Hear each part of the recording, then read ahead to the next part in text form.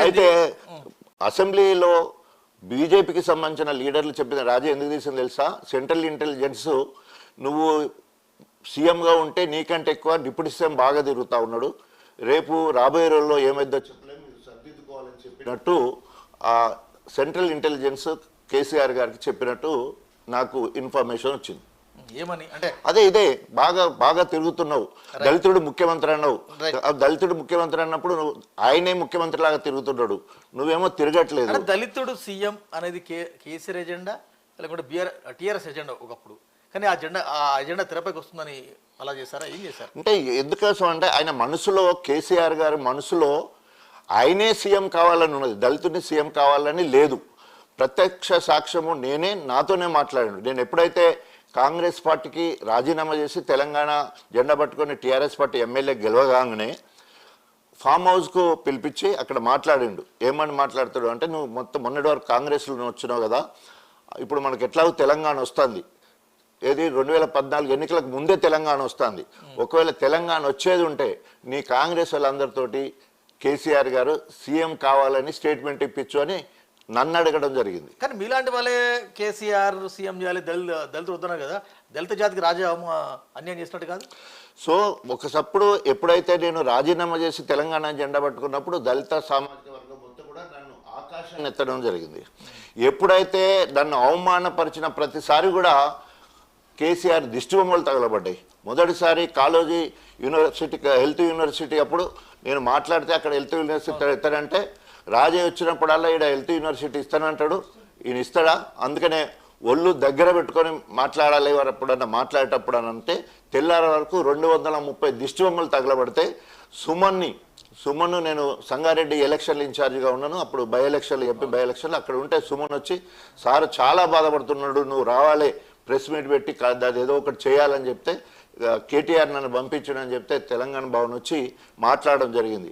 క్యాబినెట్లో సీఎం గారు అంటే తండ్రి లాంటోడు, క్యాబినెట్ మంత్రులు పిల్లల లాంటోళ్ళు. సో తప్పకుండా చేర్పులు మార్పులు జరగాలన్నప్పుడు హామీలు ఇచ్చేటప్పుడు తప్పకుండా అది అజమాయిషి ఉంటుంది, పెద్ద మనిషి అజమాయిషి ఉంటుంది. సో కోడిగుడ్డు మీద ఎంటికలు పీకే ప్రయత్నం ఎవరు కూడా చేయొద్దు, ఇది కుటుంబ సమస్య అని చెప్పేసి మాట్లాడడంతో తెల్లారి నుంచి విమర్శలు పోయి అప్పుడు కూడా కృష్ణమాదిగా బాగా అగ్రెసివ్గా మాట్లాడడం జరిగింది. ఏం కేసీఆర్ వాళ్ళు దగ్గర పెట్టుకొని మాట్లాడరు, ఎవరిని అంటున్నావు నువ్వు అని చెప్పేసి, మాదిగ సమాజం అంటే అట్లా. రెండవసారి తర్వాత మొన్న ఎమ్మెల్యే టికెట్ కూడా రానప్పుడు రాజన్న మాదిగ సామాజిక వర్గంలో ఎదిగిన నాయకుడు, తెలంగాణ రాష్ట్రం ఏర్పడ్డ తర్వాత ఒకే ఒక్క మాదిగ ఉప ముఖ్యమంత్రిగా ఎదిగిన నాయకుడుగా ఉన్నాను. తర్వాత వచ్చిన కడెం శ్రీహరి బైన్లా, తర్వాత ఇప్పుడు బట్టి విక్రమార్క, మాల దాసరి, తర్వాత అంతకుముందు రాజనరసింహ మోచి. అంటే ఇలా ఆ 6-7 నెలలు అసలు సిసలైన మాదిగని నేను ఒక్కొన్నే. అంటే అప్పటి నుండి ఇప్పటి వరకు మాదిగ ఎలివేషన్ లేదు, మాదిగ అస్తిత్వానికే ఉనికికే ఇక్కడ తెలంగాణలో ఉనికి కోల్పోయే పరిస్థితి ఉంది, ఆత్మగౌరవానికి దెబ్బపడ్డది. రాజన్న లాంటోడు నువ్వు నీకు ఆఖరికి నీ ఎమ్మెల్యే టికెట్ రాకపోతే నువ్వు ఏం చేస్తున్నావు అని చెప్పేసి దళితులు ఆగ్రహానికి గురైన వాస్తవం.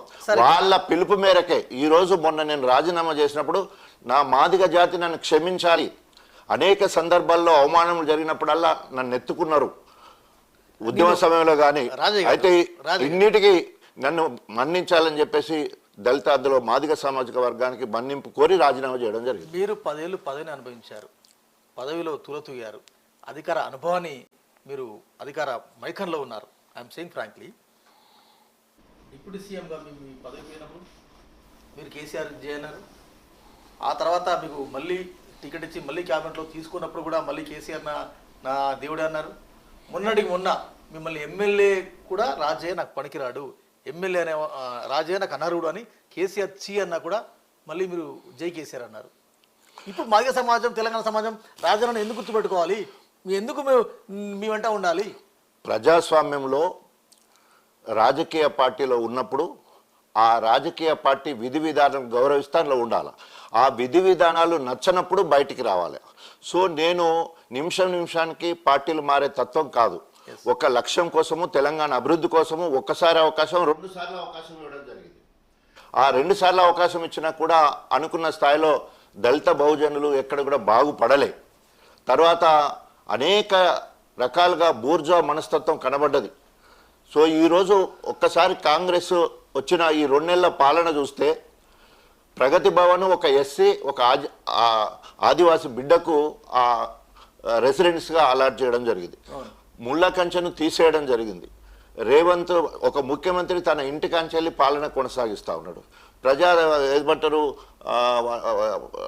ప్రజలకు కలవడానికి అవకాశాన్ని ఏర్పాటు చేసింది. అదేవిధంగా ఇట్లా చెప్పుకుంటూ పోతే అనేక సామాజిక అంశాల్లో ఏదైతే బీఆర్ఎస్ పార్టీ బీఆర్ఎస్ పార్టీ ముందు ఇవన్నీ ఉద్యమ సమయంలో చెప్పిన మాటలన్నీ ఇప్పుడు కాంగ్రెస్ చేస్తూ ఉన్నది, బీఆర్ఎస్ చేయలే. అక్కడ ధర్నా చౌక్ను ఎత్తివేయడం జరిగింది. అంటే ప్రజాస్వామ్యం ఎక్కడ కూడా మనల లేకుండా ఉండకుండా ఎక్కడికక్కడ నిరంకుశ పాలన చేయడం జరిగింది. దానికి పరాకాష్టే నేను రాజీనామా చేయడం. అంటే అదే అంటున్నా సార్, ఈ నిరంకుశత్వం దురపాలన ఇవన్నీ రాజయ్యకు ఇప్పుడు ఎందుకు కనపడ్డాయి, అప్పుడు ఎందుకు కనపడలేదు అంటున్నా నేను. ఇప్పుడు మత్తడి పడాలంటే చెరువు నిండాలి కదా, అది 100% అంటారు. దాన్నే సాచురేషన్ పాయింట్ లేకపోతే బాయిలింగ్ పాయింట్ అంటారు. సో సరైన సమయంలో సరైన నిర్ణయం. సో నా దగ్గర నుంచే మొదలు కావాలి. ఆనాడు తెలంగాణ రాష్ట్రంలో మళ్ళీ ఉద్యమంలో తొలితలుతుండే వచ్చిన ఈరోజు తెలంగాణ రాష్ట్రం ఏర్పడ్డ తర్వాత 10 సంవత్సరాల్లో చేయవలసినంత చేయలేదు. ప్రజలు తిరస్కరించిన తర్వాత నేను కూడా మారవలసిన అవసరం ఉంది. నా జాతి బిడ్డలందరూ కూడా నన్ను అసహించుకోక ముందే దాంట్లోకి వెళ్ళి బయటికి రావాలనే ఉద్దేశంతో మరి రాజీనామా చేసి బయటికి రావడం జరిగింది. ఇప్పుడు స్వేచ్ఛ ప్రపంచంలో ఉన్న నేను అందులో ఉన్నంతసేపు కబంధ హస్తాల్లో ఉన్నాను తప్ప నా మాట్లాడడానికి అందులో ఉన్నంతసేపు ఆయనను పొగడడానికే సరిపోయింది. సో బయటకు వస్తానన్న ఫ్రీగా మాట్లాడవచ్చు అనే ఉద్దేశంతో రాజీనామా చేసి ఇప్పుడు ఫ్రీగా ఉన్నాను. అంటే ఇప్పుడు రాజీనామా చేసిన రాజయ్య ఫ్రీ బర్డ్ స్వేచ్ఛ ప్రపంచంలో విహరిస్తుంది ఇప్పుడు నేను. అలా ఉన్నంతసేపు కబంధ హస్తాల్లో ఉన్నాను. రైట్. ఒక్క క్వశ్చన్ ఆన్సర్ సార్, మీరు ఆన్సర్ చేస్తారు అనుకుంటున్నారా? అది పాతది కాకుండా డిప్యూటీ సీఎం ఇందాక చెప్పినారు కానీ అయినా మళ్ళీ అడుగుతున్నాను, డిప్యూటీ సీఎం పదవి నుంచి మిమ్మల్ని ఎందుకు తొలగించారు? ఇప్పటికైనా మీకు ఆన్సర్ దొరికిందా?